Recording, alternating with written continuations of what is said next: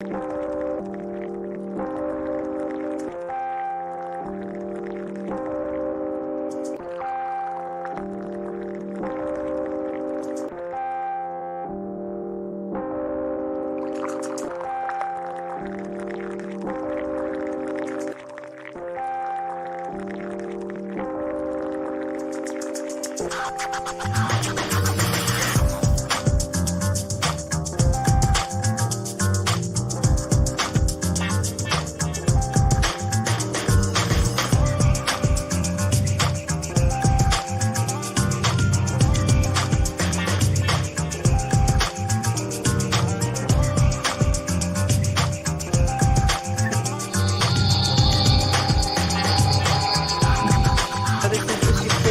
I have the other ones available in there. But What?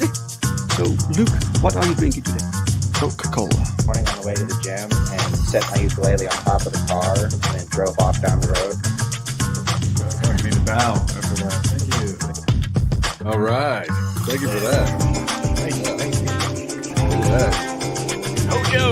I learned my lesson from last time. What a welcome, thank you. I drink the most fruity drinks imaginable. It's laundry day. it's laundry day. So you always wear hats with laundry day. I'm here to give you a favor, James. I just say, no ukulele. So how did you two meet? Well, there's these places in San Francisco. I think they're called bathhouses. It's like one of those things where everyone wants to focus on like the big events that happen, but day to day, what we're doing is we're on like one of our drawstrings, smoking weed, making comics. It's chill. It's so much fun, and like Yes. Man, I'm not a YouTuber. I do this because I want to sell comic books.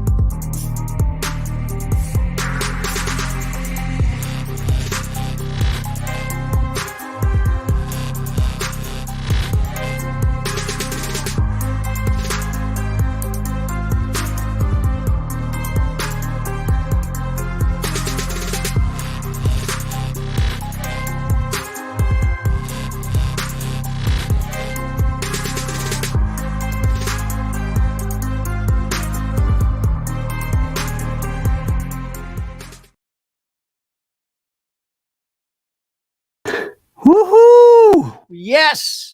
Yes, there we are, guys. Yes, it is Sunday. It is Sunday. This means another episode of A Drink with Brink, where I talk with other indie creators about their hopes and their dreams and their lives, but also their books and their campaigns. Because, frankly, I am done with mainstream. Mainstream bores me. It kind of sucks, and indie is where the passion is, guys. So yes, I hope you're all having a fantastic weekend. So as you could see, we have a campaign going on. If you didn't know, the Perfect 10 Artist Edition is still up. It's on Kickstarter. So we did this campaign a little while back on Fought My Comic, but now we brought it to Kickstarter. This is the last time you can get it for the price, for the campaign price, because after this is done, the book will go through retail and it will be more expensive. So you can get it right now. And we're also offering POWERTRIP, the artist, he's also offering like personal commissions. There are, I think, 5 left. So get on that. Check it out. The link to all of that is in the description of this video. So yes, okay. By the way, we also have a merch store now, a spring merch store. So you can get stickers, you can get shirts, you can get posters, and even a puzzle. And I noticed that spring store removed 2 posters, so they don't allow everything. It was a little bit too, I don't know, a little bit too perky. I don't know. Anyway, let's see who's with us today in the chat. We have Ryu Arts and Gaming. Ryu Arts and Gaming, welcome, sir. Nice to see you. How is your weekend going? Did you do some gaming? Did you do some gaming this weekend? Creative WM Personal. Ready when you guys are? Yes, we are ready. I'm ready. I think the guest is also ready. He's waiting in the back room. Yes, he's ready. I'll bring you on in a minute. So welcome, Creative WM Personal. Welcome. And then we have Mike in the chat. Welcome, Mike. Good day, you mustachioed Southern Dutchman with a plan. Oh, sorry. Dutchman with a plan. You have to pronounce it correctly. And to the chatters and to your guest, of course. Yes, the guests. Get a POW commission. They're also good. They're excellent. You get value for your money, guys. Not only do you get a personal commission from POW, from any character that you want, from the legendary POWERTRIP himself, but you also get a fantastic book. So bigger, it's hardcover, it's 130 pages, it's phenomenal. So get on that, guys, get on that. And indeed, it's chatters and to the guest. Yeah, it's time for the guest. Time for the guest, guys. Time for the guest. All right, it's a brand new guest to the show. Never been on the show before, so this is cool. So I can introduce you to new people and new people to you. So let's bring him on. Let's see if I have it set up. I do. So may I have a very warm welcome for Mr. CM Patterson.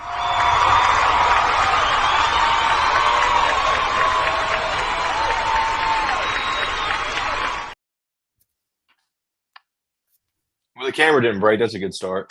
So, Not yet. No.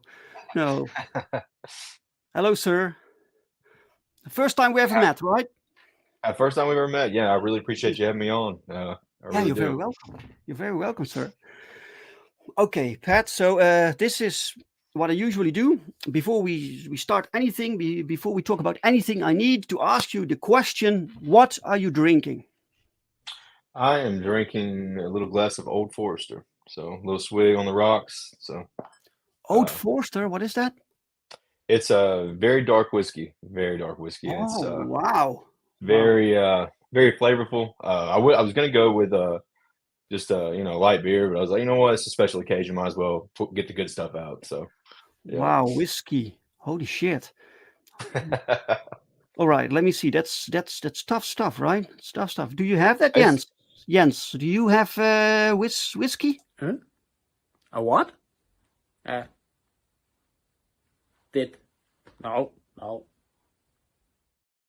No. It's too much for him. Right. Okay, cool. Well, welcome, CM. Nice to meet you. To begin with, let's talk. Let's introduce you to the chat. Can you tell us a little bit about who you are and what you do? Yeah. So right now I'm just this is my first time getting a Kickstarter out there, and this project Master Sin is something I've been working on for 10 years, just doing the story and everything. And that's what I am, a writer. If I was doing the art, it would be another 10 years before you even heard of me. So because I am not quick about it, and I'm not as talented as my artist and several of the artists that I've seen working in the indie space today. So, but yeah, so Master Sin, I mean, it's kind of a callback to like classic comic book stories, and I would like to think of it as more like a reconstruction rather than a deconstruction that, pretty much everything's a deconstruction today if it's mainstream. I mean, Right. and there's nothing wrong with that. I love the Watchmen and I love the boys, but I kind of like my heroes to be heroes, and that's kind of what I wanted to make. So. All right, that's good. Mike says, "Drink approved, CM. That's a proper Southern man." Oh yeah, no doubt. Yeah, I'm from the Southeast. I'm from Alabama. So, all right. We try to drink our good whiskey down here. The rednecks prefer more of the beer stuff, but we'll sip some of the. We'll even sip some of the vodka too. I was cracking the vodka open at 1 o'clock in the afternoon. It was a little bit of a questionable thing. So you guys start early. Wow. Yeah. Okay, but so clearly you love comic books. You read a lot of comics when you were young, or what? Yeah. So I mean, of course, very basic. I was all. Of course, everybody was into Batman back when they were a kid, and Spider-Man. Really, I tried to read stuff when I first started reading, and some of it kind of just went right over my head. And then once I get a little bit older, and you had stuff like Spider-Man 2 and Batman Begins and that stuff come out. That's when I jumped back into it. And then not longer after that, like the New 52 and stuff like that came out. So while I appreciate all that, that's kind of another thing about my comic was, I just wanted to have a clean starting off point, which I feel like a lot of things that indie creators want to do is, here's number one of our issues. Mm-hmm. You can start here. You don't have to worry if our guy died 3 times or if we rebooted 6 times or whatever. So, yeah. No, when you ever get to that point, then you're very successful, right? When you can start rebooting shit. Oh yeah, no doubt. Yeah. Mr. Reborn, welcome. He says anti-heroes are getting boring anyway. It's not really your thing either, or it's something different. Well, I mean, there's elements of it. And there's certain things. You're going to have your Red Hood characters, and you're going to have your Deathstroke characters. But yeah, I mean, it's getting a little bit overdone. I mean, like I said, it's the whole deconstruction thing. It's like, yeah, we get it. Watchmen did it great, and we could have left it at that and kind of reset things. But no, they won't. They're kind of beating a dead horse at this point. So I can't disagree with you there, Mr. Reborn. So yeah, no, it's now. Now we've reached the point where the deconstruction version are basically the standard versions, right? So when you read this character that's actually a true blue hero, right? Yeah. That's a surprise. That's oh wow, I haven't seen that for a long time. Ryu says, yes, Dave, I will do some streaming tonight. Okay, cool. Find his channel, guys. Find his channel. Great. So the comics that you gravitate towards and that you're making is within the superhero genre. Oh, yes. Primarily, I mean, that's kind of the story that Master Sin is kind of the story that I've been working on in the forefront. I have other ones. I have one that's kind of I would call it like an alien / medieval fantasy where, there's a, medieval world type situation that aliens invade. I have something like that on the cooker. Master Sense at the forefront right now, trying to get that going, but that's on the back burner. And then I have some stuff like Star Wars-esque type stuff that I work on too. So I mean, I'm interested in several different things, but coming up reading comics, it was they're pretty much you meat and potatoes, Batman and Spider-Man and Superman titles and stuff like that. So right, yeah. Mike says dead horse being beaten on purpose, not incompetence. True. Great. So, yeah. Mr. Where the money's at right now, so that's what they're gonna do. So, what do you think that's where the money is? You mean comics, or do you mean other like? Oh, it just everybody says we're comic fans or whatever, but I mean, really, most people are talking about movies when you're like in the main public sphere. I feel like. And so it's like, yeah, of course, and while I'm very interested in Deadpool and Wolverine, I mean, that's just kind of what people are going for right now. And then, of course, The Boys has 1, if not 2 spinoffs going. So like, that's what's selling right now. So that's what people are going to go for. Okay. Yeah. What it is. Yeah. I liked The Boys for 2 seasons. And at some point I got tired of all the the heavy shit. You want some lighter material, right? Some Right. it's also so down and depressing, and I don't know. Yeah, my it is depressing in some point, but I was talking to a friend of mine, and we were he was like, I just can't figure out what it is, what I'm starting to lose interest. And again, he's in that season 3, the end of season 3 era of it. And I was like, well, I think it's just you feel like it's like Wile E. Coyote chasing the Roadrunner, because it's like we were gonna kill Homelander, and then oh wait, he got away at the last second in the last minute of the season. So it's just kind of that repetitiveness. I don't know. It honestly feels like a CW show. Honestly, at this point. Well, you can't kill the Homelander. He's the main draw, right? True that. I mean, and that's the thing. That's kind of what you set up when you set up. Oh, we're going to have 6 seasons of a show. But it's like, well, you might want to rethink that. There's nothing wrong with 3 seasons and like telling a great story and just being, getting out. But yes, condensed storytelling, right? Right. Yeah. Mr. Reborn says, I guess it would be interesting to see a progression from anti-hero to more classic hero. Someone comes through nihilism to a more positive outlook. Yes, that'd be cool. Certainly be interesting. So your characters, do they go through some arc? What's the setup there? Okay, so with like the main character, the Phoenix, his name's Mac. His alter ego is Matt Killen. So he kind of goes through a similar arc to that, where he's the sidekick of his father, who's the Phoenix when he's like in his teen years and all that.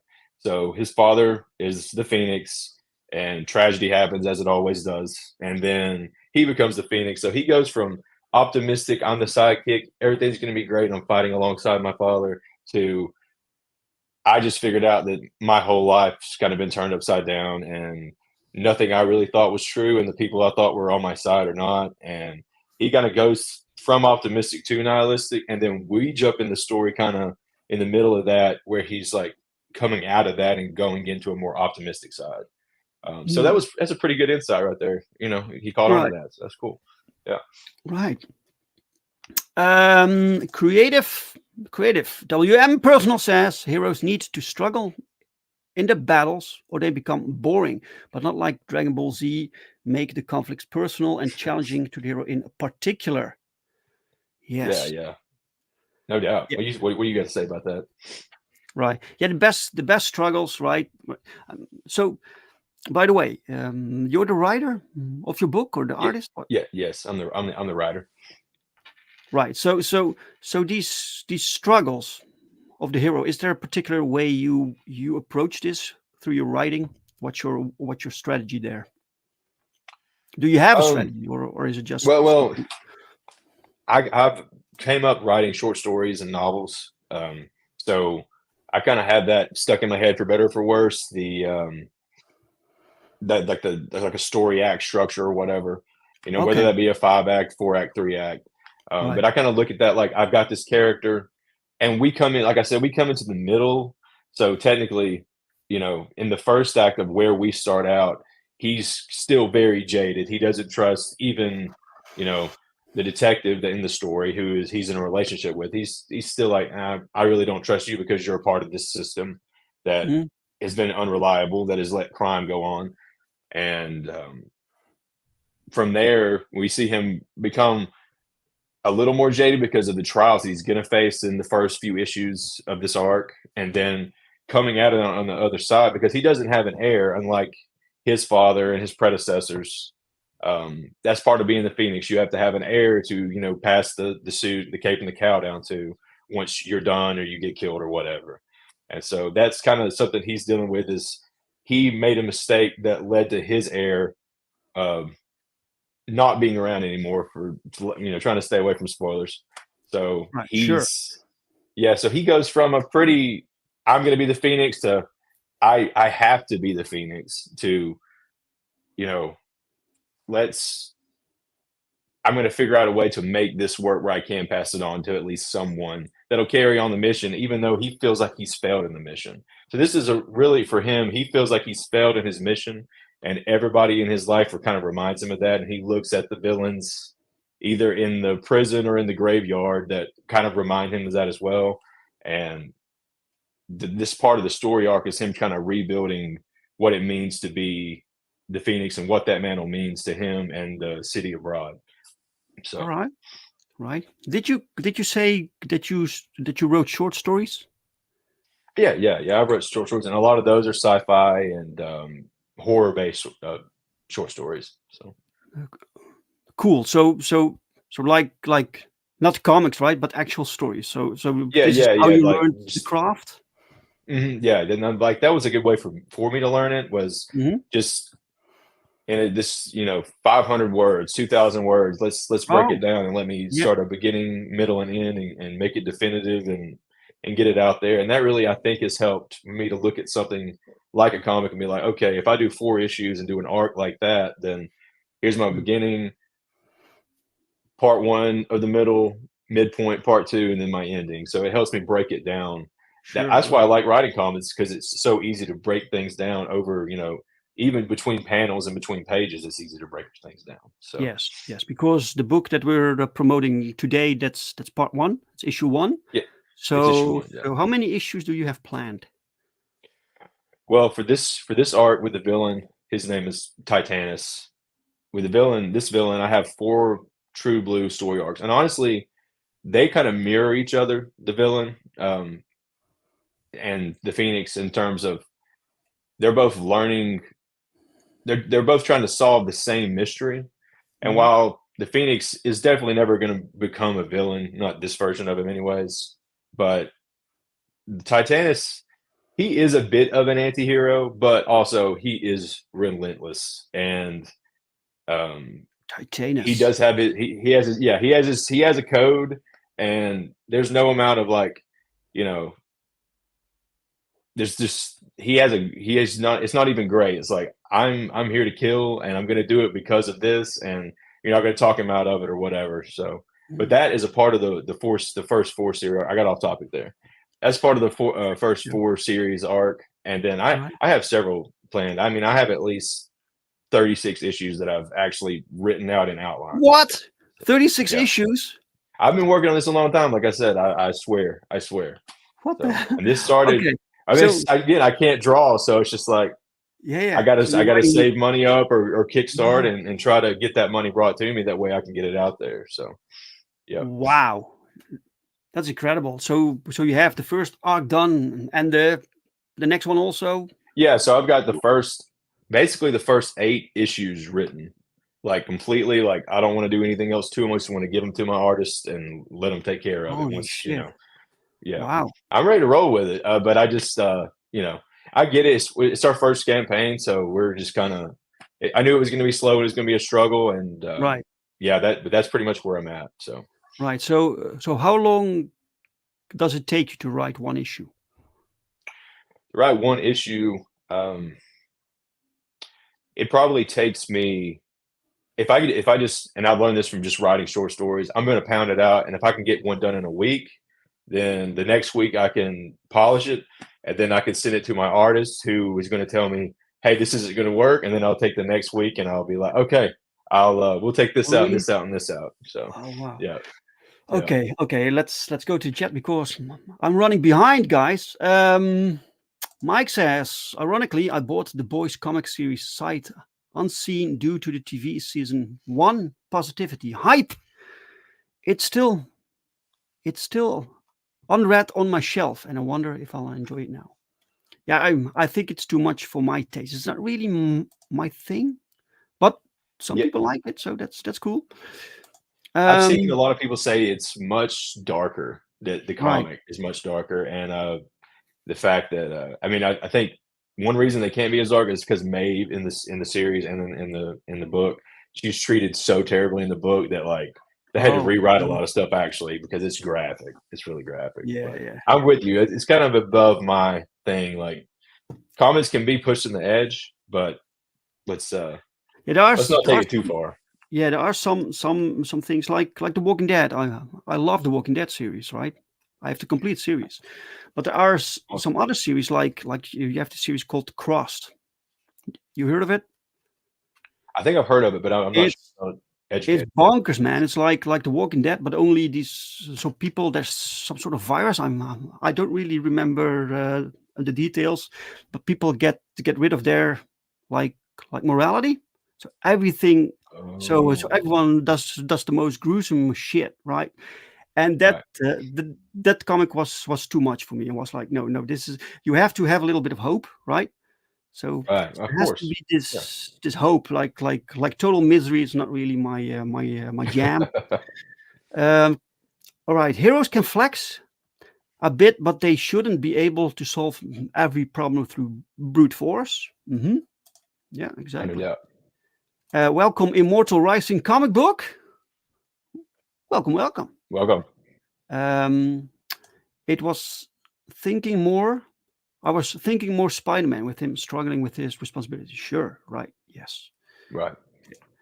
Let me see if there's. I like that villain name, Titanus. Maybe or maybe not, since I just read Coming of a Galactus Saga of the Silver Surfer for the first time. Okay. Okay. Oh Yeah. wow. The villain name is actually it sounds kind of like cosmic or whatever, but Yeah. the phoenix is like an ancient bird, like prehistoric mythical type bird, and the Sure. same thing goes for Titanus. And Titanus actually, as a creature, like a actual bird that lived at one point on this earth, is not a threatening bird. It looks like a giant dodo bird actually, but I like the name so much that I was like, I'm going to take Titanus, and hopefully nobody will ever Wait, look up what a was that a real name for an actual bird? yeah, it was a real name for an actual bird, and it looks like a chicken with a knot on its head. And I was like, please, I hope no. Of course, I'm outing myself now, but it was a cool name, and I was like, well, maybe nobody will ever look at what a Titanus bird actually looks like, and then the name will keep its mystery and mystique and all that. So Right. yeah. So is it like bird themed or something? Oh no, it's not birthday, but it was just a cool and his name is Titanus, which that's we don't know. We're not going to give away his actual AKA his alter ego. No, of course not. But he was kind of given that name by a certain group of people that come up later in the story, and this it's kind of it's obviously like a code. It's a code name for him. The Phoenix, of course, is like, I'm the Phoenix because when one goes away, the next one rises from the ashes and passes the mantle on to their son or whatever. Right. And so he just took that and he ran with it, and he wanted to be a symbol, so he dresses up in bright orange and red so everybody knows he's there and nobody forgets the name. So, but right. it's a little bit different for Titanus. It was kind of his code name he was given, and he has a specific mission, like I said. So I can't wait to hopefully everybody gets behind it. They'll get to check it out. So yeah, really cool. You have plans, man. Like Max, like Mike. Sorry, man. Like Mike says, the Deep South man with a plan, a long plan. Appreciate that. Yeah. I've seen Cross. I don't know what that is, but I meant Crossed, the comic. It's a comic book series. It's brutal. I find Berserk to be very graphic and disturbing in some of its scenes. Do you know Berserk? Yeah, I've got a couple issues of it actually. Right. It is very. I mean, like you look at the cover and you could pretty much. I mean, one of the covers I have, anyways, is pretty quick. It's like, I mean, of course, the concept's great, and who doesn't love Keanu Reeves or whatever? But it's like, yeah, when there's like blood all over the cover, I get it. I understand. So, yeah, no doubt, I agree with you 100%. They're creative. You have Berserker. That's like the Keanu Reeves thing, right? And then you have Berserk. That's like this manga thing. Yeah. Right. Okay. Let's bring up your campaign so we can see what we're talking about. You have a campaign going on Kickstarter, and this is your first ever campaign, you said, right? It is. Yes, indeed. Right. Okay, cool. So Masked Descent number 1. The Phoenix rises to confront a masked murderer, vicious lichens, and his family's bloody legacy in this action-adventure story. Okay. Right, you have 10 days left to go. Oh, that's... His clock is ticking, yeah. Time goes by fast when you're campaigning, right? You have 20 backers right now. You still need a lot to reach the goal. Still a lot. Yeah. And this is set to all or nothing. So this will be challenging, to be honest, right? It's going to be challenging. And I mean, now more people know about it than they did 2 weeks ago. So Sure. I've done that. So, Right. but yeah, Guys, the link to this campaign is pinned in the chat. It's also in the description of this video. If you want to browse it, check it out. If you want to back, please do. And if you back, let us know in the chat so we can have a little celebration. please. And yeah, you're really great. Thank you. So, what's your so this is your first campaign, right? So what were the things that you were dealing with? What are your biggest like challenges running a campaign? Well, I mean, I guess first of all, it's just notoriety or you know, Getting out being in obscurity in there. terms of I just not as many people knowing about the project as others. And I see, you know, I might have should have waited on it, but it's out there now, and I'm gonna let it. I'm not gonna quit. Mama didn't raise a quitter, so I'm gonna let it. I'm gonna let it go. And you know, obviously, I mean, it might not work out in 10 days. It's gonna be definitely a challenge, but there's nothing stopping me from doing it again.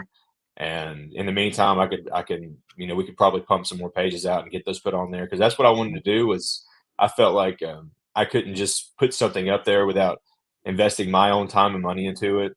So that's what I went and I paid, you know, just paid some of the artists and the colorist up front, just be like, hey, we need to get these done, and then we'll get it out there and see what happens. And probably should have focused more on building the audience first, which I knew was going to be a challenge. But now I know some of the things I need to work on, so it's been kind of a blessing in disguise, honestly.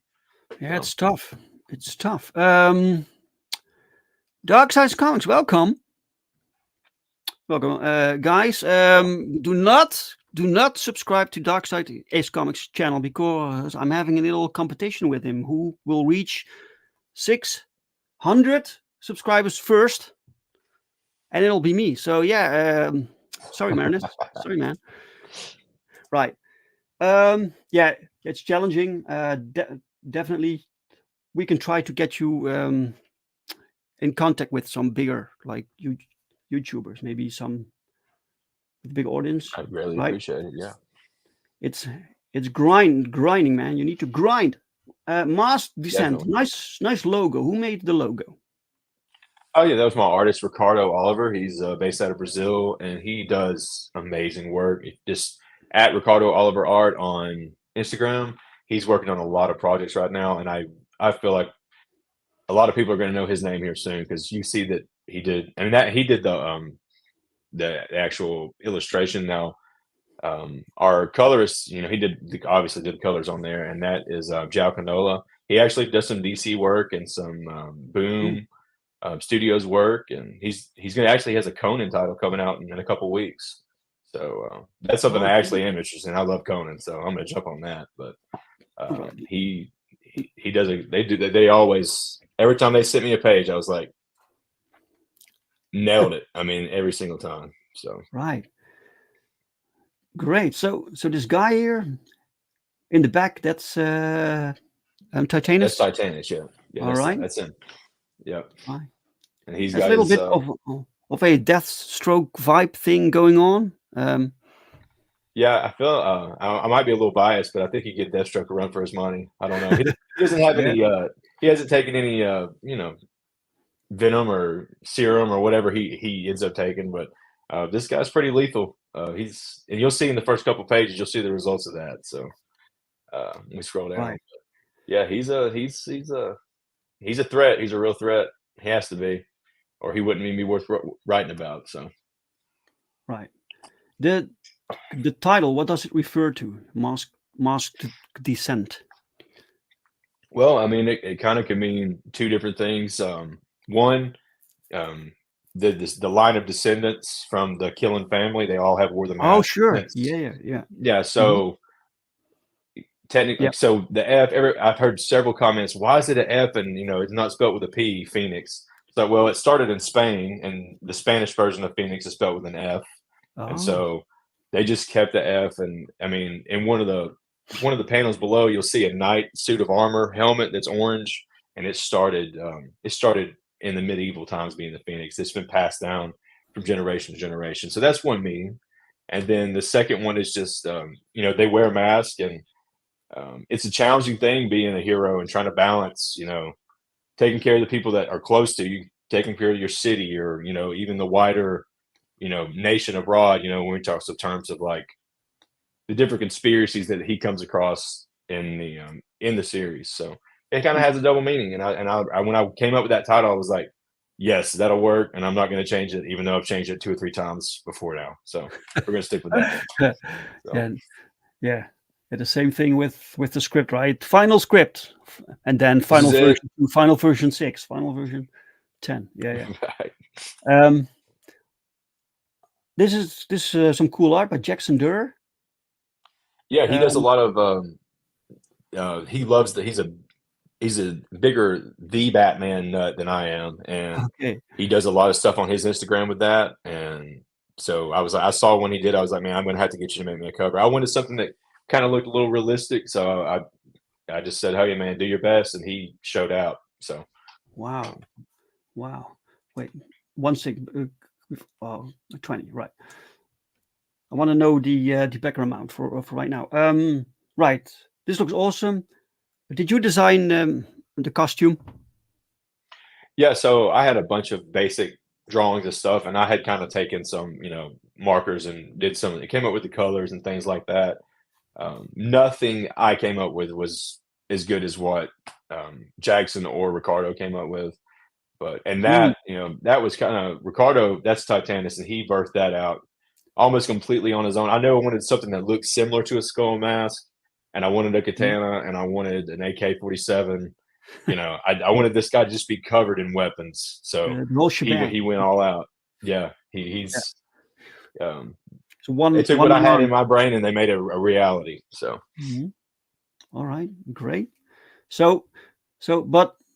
But these people. So this. So Phoenix is basically the costume plus the discipline, the ethos, right? So it's not really. They don't have superpowers, but it's more comparable to Batman. Right. Batman, Daredevil. Right. Yeah.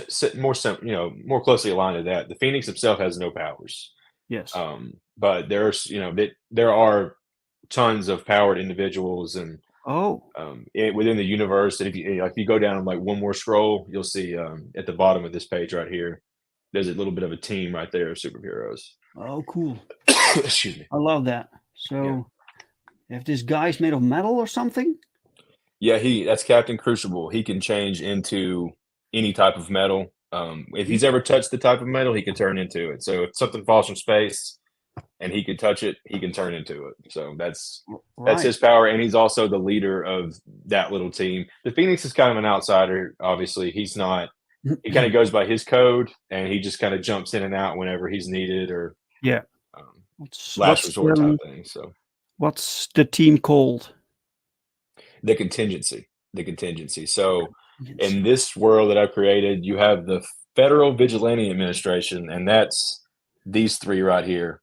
And then you've got some of the people on the outsiders that are not part of that. And if you're in the the FVA, you have to give them your name and your address, and you got to, kind of submit all your information. And you're kind of a government employee, which the Phoenix is not going to ever do. He's all on his own. He doesn't want to be told what to do. So, but you got Captain Crucible, who's kind of the leader of that, and then you've got Gamma Ray here next to him. He's kind of a cyborg. The guys here, the Lycans above him, they might have had something to do with him not having his original arms and legs, but that's for another time.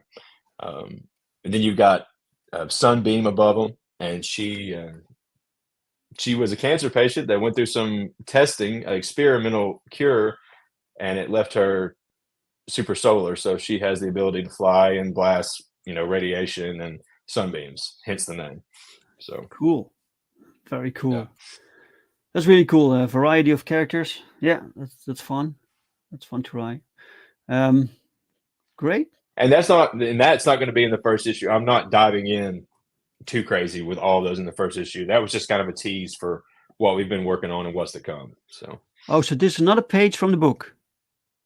No, this is kind of like a sizzle reel. We wanted to do that. So the top the top 2 panels are going to be from issue 1, and then the next 2 are from Oh, issue 2, and then so that's kind of a I thought sizzle it reel. was We a just kind of page. threw it all together. Sure. Yeah. Okay, cool. So this is a preview of issue 1, so people can read along. So guys, if you wanted to read this, if you wanted to read the text, so it's really cool that you added lettered pages. People prefer that. People like that. Appreciate that. Mhm. So you can see a little bit of the quality of the writing. So this guy is injecting himself He's with something that's the Phoenix he's made some decisions that have helped him stop a villain in the past that have left him a little sick. So he has to, just to be on the level to get out there and do what he does, he needs to take his oh his wow. medicine, basically.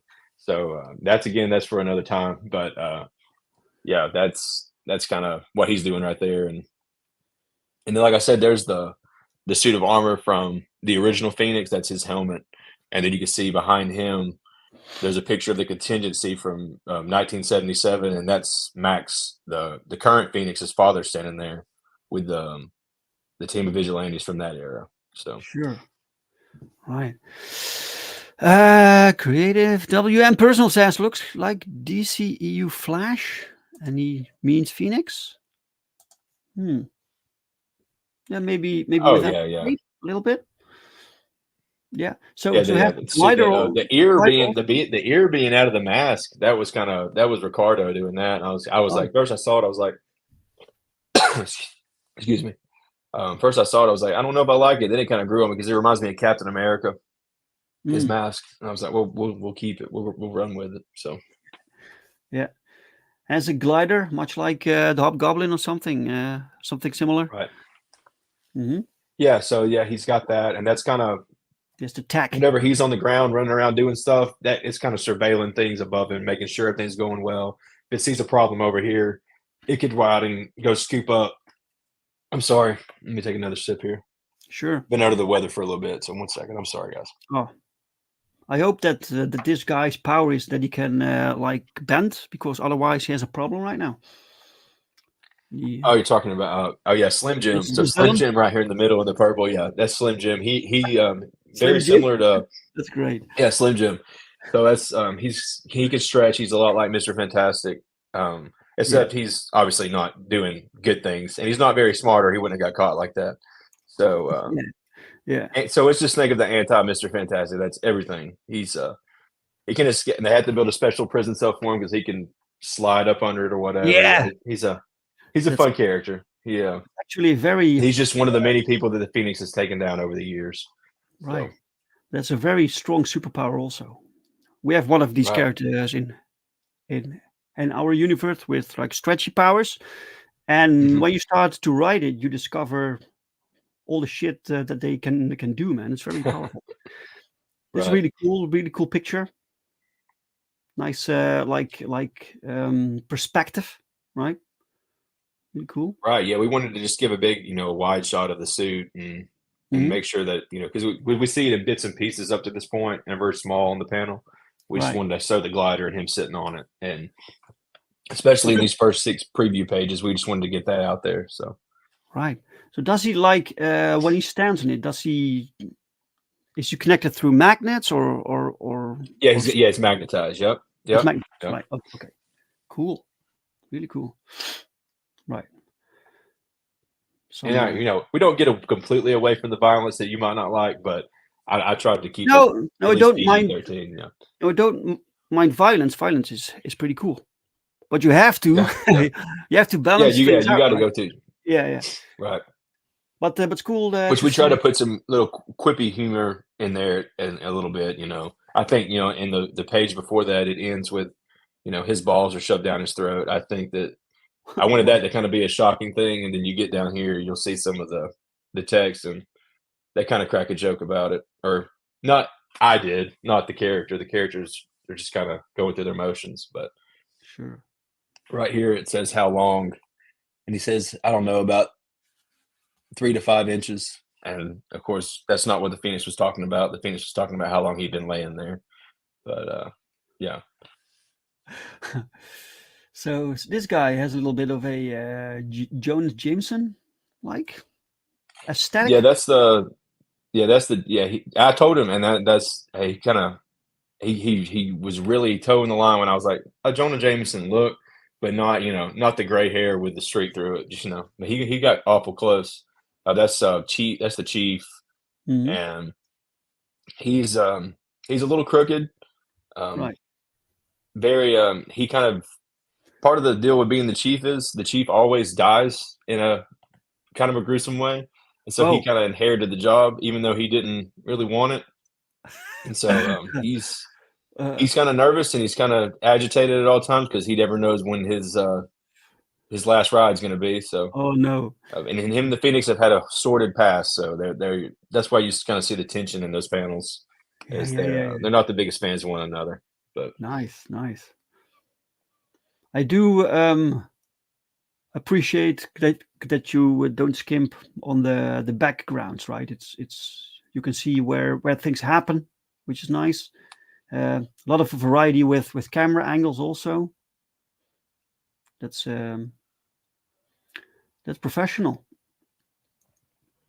Cool. yeah, I had a cinematic mind looking at it, and then Ricardo, the artist, he kind of drew me back in. He was like, "Trust me, dude. You give me the words, I will make it look good." I was like, "You got it, man. I'm not going to tell you to Right. upward shot looking at his face. I'm not going to try to put that on every panel now. So you got it, bro."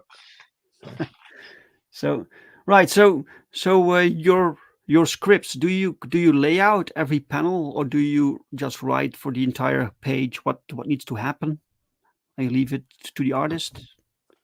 The first script that I wrote for it that I gave to the artist, it was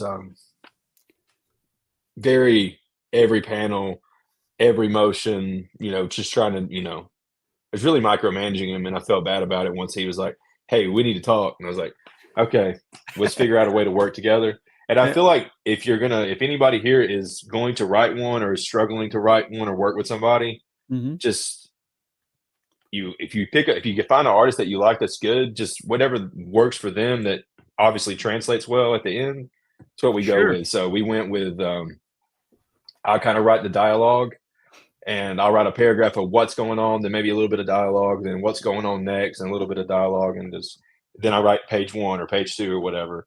And so we made it simple, and he knew based on because we had talked about some of the lore and some of the like environment and stuff like that was going on in the story. And once we had that down, like that's pretty much how it went. I quit being so incessant about the each and every panel what's going on. Dark Side, does this mean you need to go? Is that a wave? All right. Thanks for dropping by. Mike says, not sure of Dave's reaction to violence. CM, you haven't read Perfect 10 then? Yeah. I haven't read it, but I am going to read it because I saw it, dude. Yeah. My books can get, sometimes I'm wondering if I'm going too far, but yeah. Anyway, so the team, a little bit about the team. People can read it if they want. Here we have the perks that people can actually buy, right? So you have a digital perk, which is nice, for just $5. Guys, for just $5, you have the digital. I hope that's not too much. Book. No, that's fantastic. People can support you. You don't have to deal with shipping costs, right? And it helps the creator. It helps the project. The art looks good though. Good. Appreciate that. Yeah. Yeah. Looks good. For $5, right. So how many pages is this book? So there's going to be 24 actual like story pages where in this issue. So if you get the physical edition or get the PDF version, 24 pages of actual story. And we're going to have some basically like some sizzle reel stuff like we showed you in that one page at the top of the campaign. Mm-hmm. And a lot of, probably going to put some artwork in there and just kind of talk about the project as well. Probably end up being about a 30-page book at the end of the day, but 24 pages of actual story that is going to be the technical issue one. So right. it's not going to be. So if we, I'm sorry. Go ahead. No, you're still producing it. It's not done yet. Yes. So, right. It's not done yet. No. So that's the thing. Just the money, the resources. That's that's why the campaign amount is what it is. Yeah. Is that's paying our artists and getting the rest of it knocked out. So. these things cost money. Yeah. The no total doubt. geek perk for $10. You have a PDF, a screensaver, and special thanks credits. All right. So this is also a digital perk, right? Digital perk, completely digital. Yeah. Great. Be out a lot quicker than the rest of the stuff. So. Yes. Yeah. Right. For $10. Great. So what? No, that's a question for later. So Wednesday Warrior, $20. You have the actual physical book, screensaver, special physical thing. book. Yeah, and then the shipping's included in that price, so that's 20. And I'm not going to hit you up later. Hey, I need $7. Yeah. So I wanted just to include that in there. Like I didn't want people to have the guessing game of, well, I'm paying $15 here, but am I going to get that message at the end of the campaign that says, hey, actually, it's going to be $7 for shipping? I just wanted to include everything and bake it in there. Oh, really? So. Holy shit. Okay, that's interesting. Because usually people go in with the expectation that there is added shipping costs, right? So they see the price and they think this is the price that will pay plus the shipping. So perhaps it would help if it's noted, right? So people can see. Noted. Yeah, definitely. Right. Comic Con Man. What's this? That's the signed edition of it. The signed edition of the cover A, and then a PDF version, and then the screensaver and the special thanks credit. Right. So. Now we have the fandom thread with a shirt. Yep. So you get a T-shirt with that one and the physical edition, as well as the digital perks as well. That is fantastic. Great, man. And then I did that package. Yeah, the LCS package, the local comic shop. So I'm just trying to, maybe incentivize some of the, at least maybe get a little support from. I'm sorry, 1 second. Sure. 10 copies. That's my phone forgot how Do Not Disturb works for a second. I'm sorry. There we go. Yeah. So that was just trying to, incentivize maybe getting some of the comic shop owners on the bus here, and they get 10 copies of it, and maybe they'll sell and make $1 off of it, but at least they'll be helping out a small guy. And, yeah. So brilliant. Producer, you get everything plus a producer credit. Everything plus producer credit, and that's is going to be a special page in the book at the front. So you're going to have the cover. Open the cover, and right there, it's going to have things listed. Executive producer, and special thanks credit. It's all going to be listed right there because, it's not possible without anybody backing it, obviously. Yeah, of course. So I wanted that to be at the forefront. Whoever saw it, like from now, even if this thing is remembered 20 years from now, I want people to see the people that actually made it possible. So fantastic. Excellent. So you have a lot. Executive producer. It's not a credit. And that just gives you right. But it doesn't actually like do something. You don't have like say over certain things. It's just a special credit, right? Yeah, it's just so you got like special thanks, and then like above that will be producer, and then above that will be like executive producer at the top of the page, like next to my name and the artist names. So. And then you have the collector, and you get a cap with it also.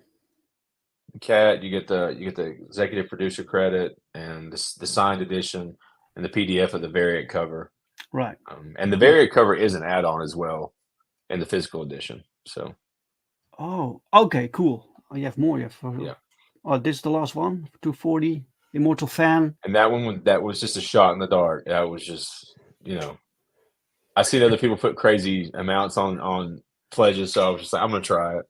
But sure. So if this thing if we take off, this thing was the fund, or if it does fund one day, when we set up the website, we're going to make a page that's going to have basically that on it. If anybody was to pledge that, they're going to get a special shout out that's forever going to be on the website in our about section. So Yeah. All right, Chris Faction made it. Welcome, Chris. Nice to see you. Welcome. Right. Okay. Great. Cool. Nice looking campaign. We started with 20 backers. What's the situation now? 20 backers. I think Kickstarter just auto updates, right? Still 20 guys. The link to this campaign is pinned in the chat. It's also in the description of this video. Please share it out. Share it on social media. Talk about this campaign. Let's help Pat get some more eyes on this book, on this campaign. Okay, cool. Right, let's stop the screen right here. And before we round things off, I like to share with people that people can sign up to Perfect 10 Book 5 and POWERTRIP Book 2. So this is a double campaign, right? So we have one campaign, 2 new comics, 2 new books.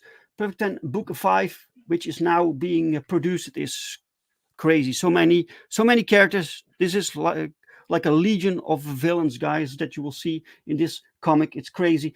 And then we have POWERTRIP 2, which brings 3 new short stories made by 3 different creative teams, and it all takes place within the Genuine Comics universe. And sign up, you don't miss out on the early bird special, whatever that is, guys. So please share this. Stop the screen. There's so much that we can show.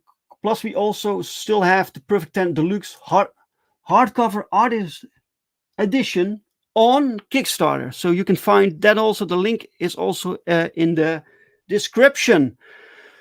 Phew.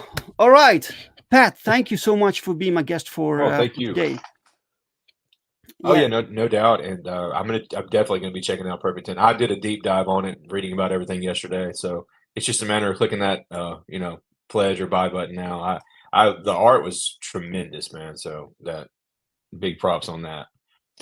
Oh, wait, we're just getting news that you have 21 backers now. Yes. Excellent. Thank you so much. Thank you, guys. Thank you so much. Yes! Hell yeah! Hey, come on, baby! Come on! Yes! Come on! Ah! Yes! Yes! Thank you so much, Young Lazarus. Woo! Thank you, Young Lazarus. Oh, wow. Just in the last minutes. Fantastic. I love to see it. Right, Pat, good luck with your campaign, man. You need a lot of help. Maybe we can set you up with some other streams, some other shows. Keep grinding. And then and God forbid this doesn't work, right? You just start over. You just you reboot things, right? I see where I messed up and not have a big enough audience. It kind of like it happened, and then people are like, "Oh yeah, you want to be on the show?" And I'm like, "Yeah, of course I want to be on the show." But yeah, no doubt, I've learned a lot, and just I'm not going to give up on it. So there's never that question. I've worked on it too long. You have 36 scripts ready, so we need to keep tweaking it, and when it works, it works, and that it's just a waiting game, really. So I'm here for it. Yeah, it's tough. It's tough. Right. Okay, and special thanks to the chat, to everyone who showed up today. Thank you so much for watching and for the questions and for the interaction. We love it because without you guys, there's no point, right? So if you liked the conversation, please give this stream a like. If you didn't like it, give it a dislike, and I'm very sorry. I will be back next week, same channel, same time. No, wait. Not at the same time as today. Today was a little bit later. The usual Sorry, time. guys. Sorry about that. No worries. And I hope to see you guys then. So, bye. Bye. Thanks again, guys. Appreciate it.